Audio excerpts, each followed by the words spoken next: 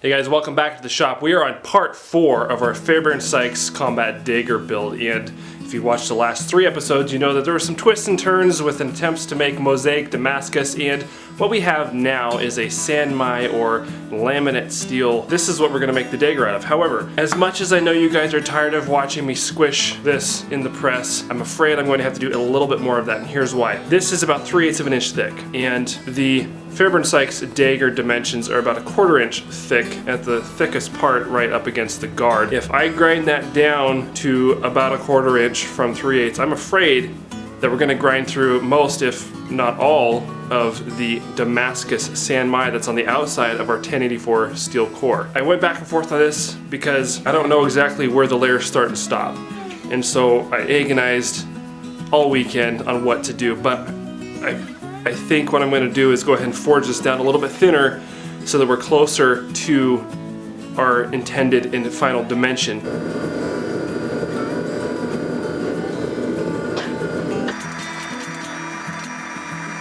Alright guys, we have this squished down. It's about 9:30 seconds here at the large end and a little closer to 1/4 inch down here towards the tip.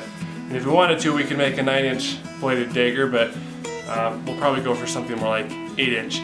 Now on the show, I believe the parameters were 7 to 9 inches, and that's kind of what I'm going to go with, if I remember correctly.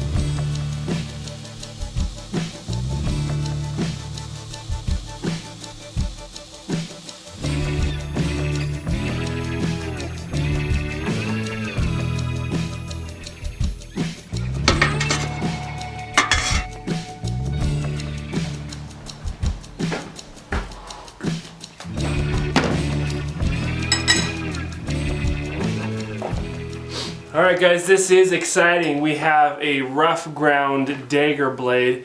I've left this area here unground.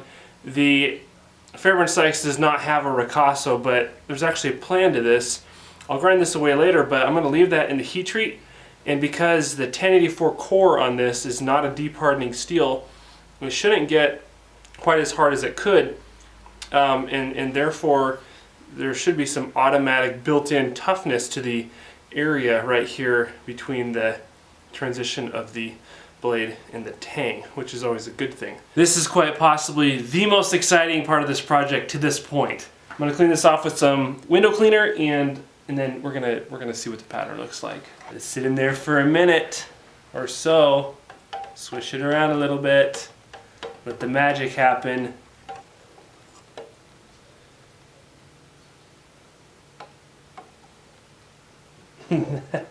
That's pretty cool right there. I think it turned out pretty good. We still have about 20 thousandths of material to take off after our heat treat and everything. And you can see where the San-Mai comes out to the edge of the knife more than it does back here. And I think that's because I smashed it down a little thinner here. I should have left it the same thickness, and that would have given us this pretty consistent width of the steel, or the 1084 core showing along the edges. But I might end up grinding back a little bit here and moving this whole blade down to about here. I might do that. I went ahead and ground the bevels in further up onto this area so that we get proper hardening. And I went back and I reworked the bevels a little bit more just to make sure that we have even material distribution, because when we go to normalize, which is what I'm going to do next, the even cooling during normalizing is very important. So trying to get those as close as possible.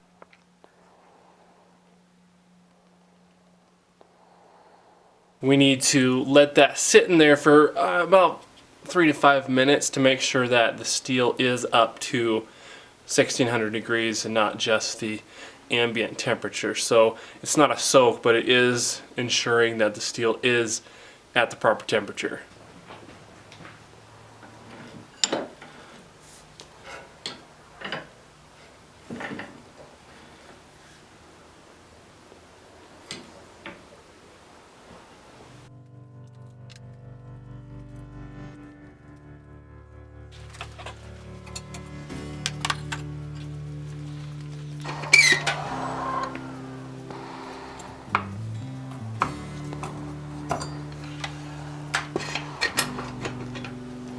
I've normalized the blade, and the next several cycles are what you would call thermal cycling, and that is for the purpose of refining our grain structure down before we harden or quench the blade. Obviously, on Forged and Fire, you don't have access to more sophisticated heat treating equipment like I'm using. It's not necessary. It certainly makes things easier. But speaking of heat treating in a forge, I think that's one of the more common mistakes on the show, that is overheating your steel. It's very easy to do in that kind of an environment with the bright lights and the forge is running full blast. You know, even if you're normalizing your steel to refine the grain structure to gain back some strength and toughness in your steel, if you're overheating it, it's not going to do that. So I actually ended up turning off 2 burners on my forge and then turning the last one way down so that I had a much more manageable level of heat. Otherwise, you can stick a blade like this into the forge and have it overheated in a matter of a couple seconds, or have an uneven heat, which is also bad. So when you're working with a forge, it's something that's very important is heat control on the blade. I think it's time to get a new glove.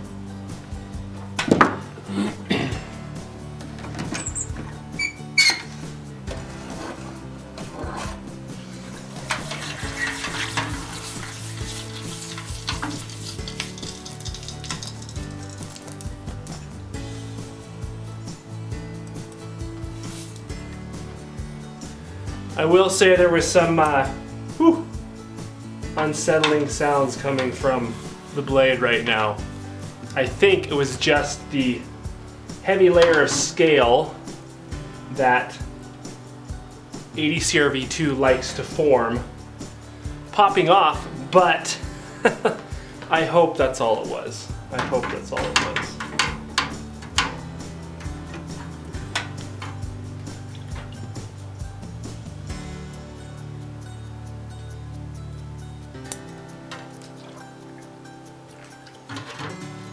I hope that's all that was, because that was interesting. So as you can see, I'm not quenching it down to where it's, you know, where I can handle it barehanded. Wow, that is nice and straight. That is, woohoo! That is nice.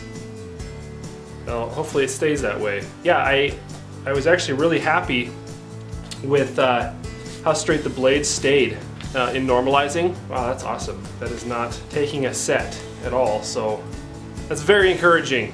At least we managed to get a nice straight blade.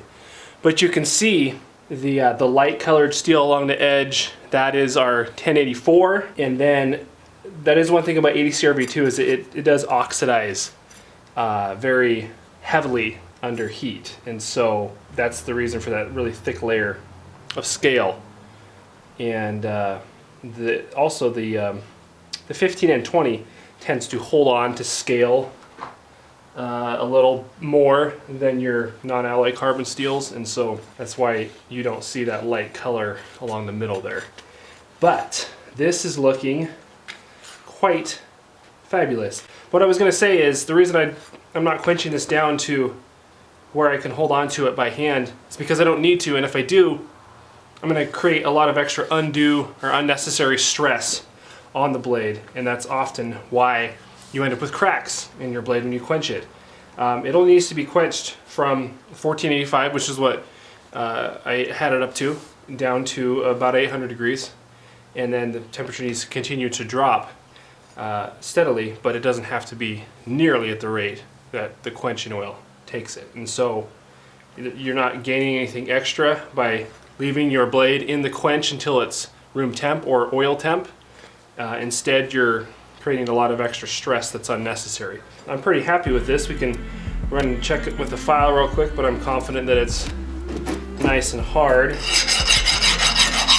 Oh yes, quite.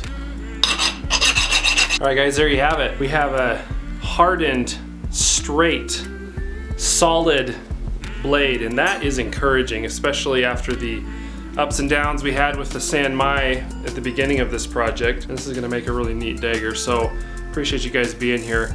I'm gonna put this in the tempering cycles and get this ready to finish grind. In the meantime, I need to go make some sheaths and work on some other stuff for orders and that kind of thing. But I appreciate you guys being here and come along on this little blade building adventure. It's a lot of fun. Hopefully you're learning something along the way. Appreciate your support of the channel. Thanks for subscribing, hitting the notifications button. As always, thanks for watching and have a great day.